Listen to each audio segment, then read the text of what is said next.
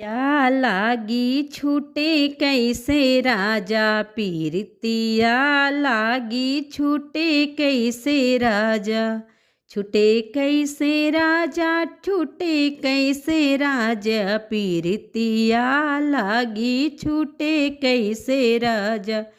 बाग लगायो बगीचा लगायो बाग लगायो बगीचा लगायो ने बुलावा तोड़ू चखू कैसे राजा ने बुलावा तोड़ू चखू कैसे राजा।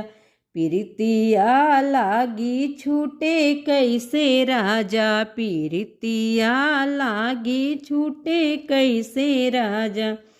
कुआना खदायो जगतिया लगायो कुआना खदायो जगतिया लगायो।